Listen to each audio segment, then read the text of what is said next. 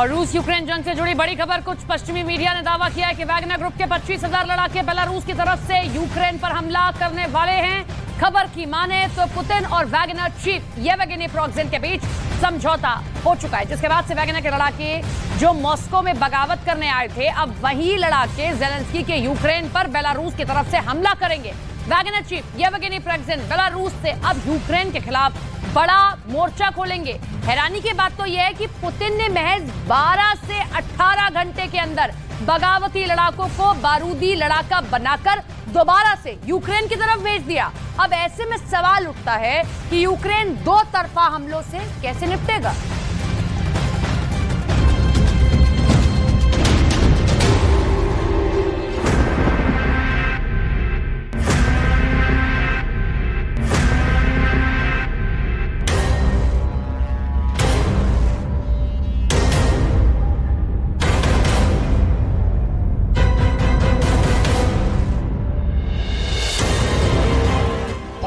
Minute की जंग में फंसे जेलेंस्की।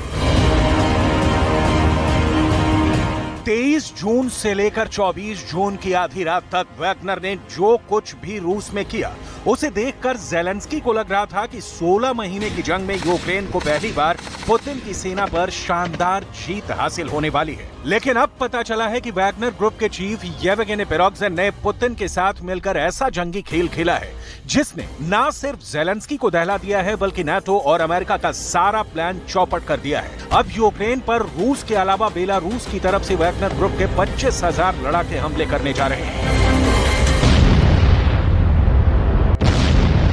बेलारूस से यूक्रेन पर वैगनर का हमला।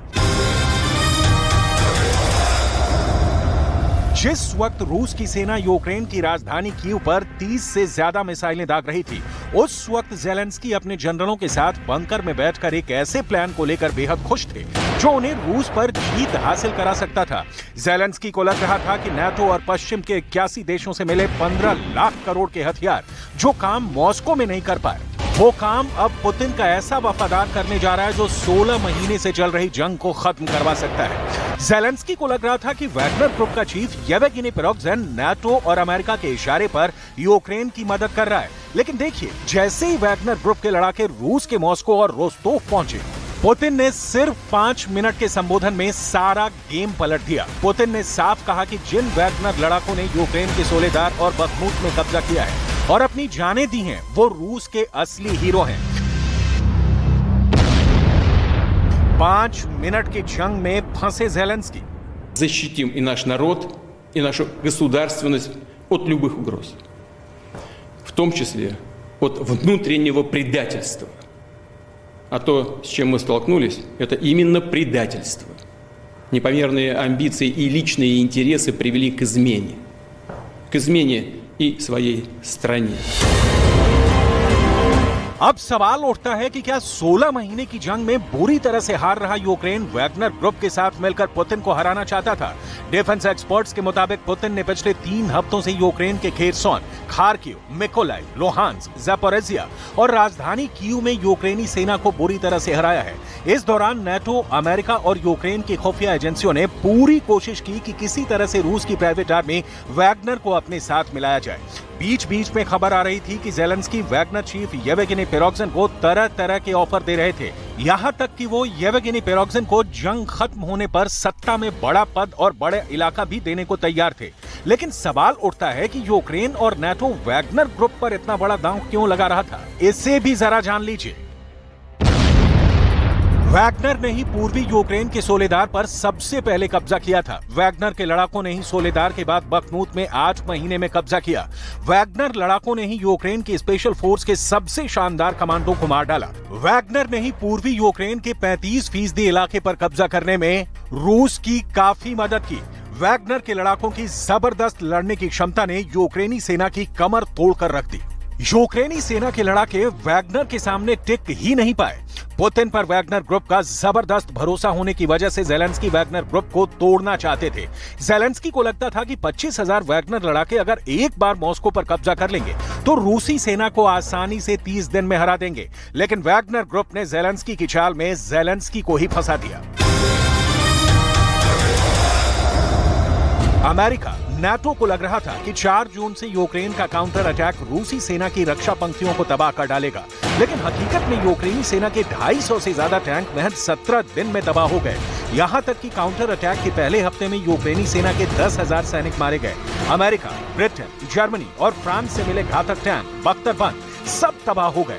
इसीलिए पश्चिमी देशों ने वैगनर के कंधे पर बंदूक रखकर पुतिन को हराने की कोशिश की, लेकिन वो फेल हो गए। अब वैगनर ग्रुप के 25,000 लड़ाके पुतिन के लिए फिर से वफादार हो गए हैं, जबकि Wagner chief Yevgeny Prigozhin Belarus चले गए हैं। खबरों के मुताबिक रूस में वैगनर आर्मी ने विद्रोह शुरू किया तो पुतिन ने लुकाशेंको को फोन घुमाया।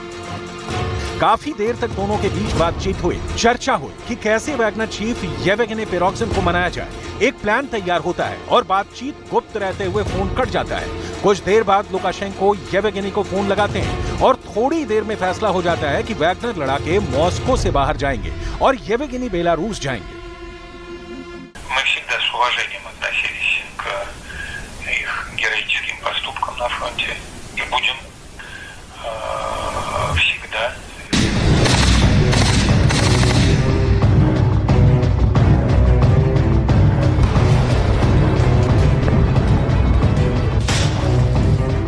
इस बातचीत के कुछ देर बाद येवगेनी प्रिगोजिन वैगनर ग्रुप के लड़ाकों को आदेश देते हैं कि रूस के सैनिक उनके अपने हैं, वो खून खराबा नहीं चाहते हैं, इसलिए आप लोग मॉस्को से निकल जाएं।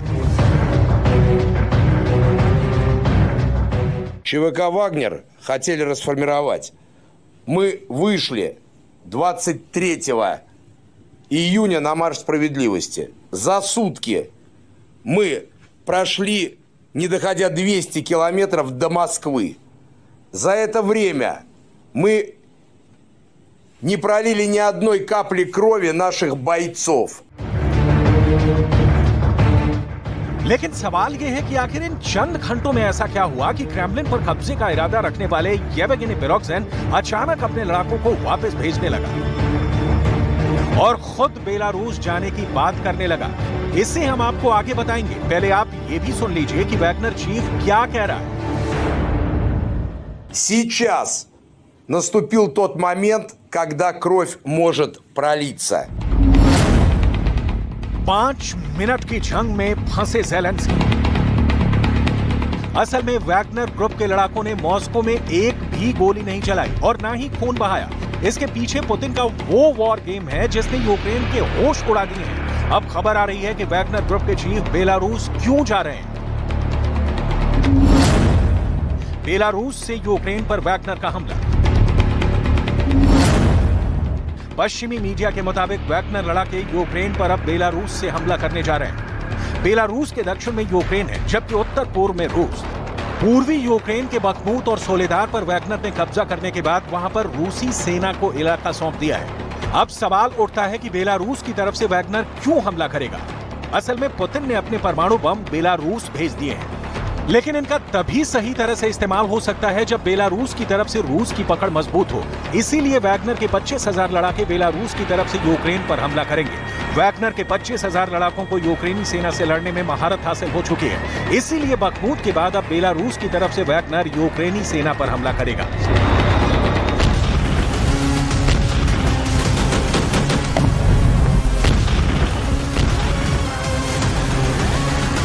राष्ट्रपति पुतिन के आदेश पर मॉस्को और रोस्टोव में जबरन घुसने वाले वैगनर लड़ाकों को माफ कर दिया गया है और उन्हें मौका दिया गया है कि एक बार फिर से ज़ेलेंस्की के यूक्रेन पर भीषण हमला करें। ЧВК «Вагнер» вернется в свои лагеря расположения. Часть из них, которые это пожелают в дальнейшем.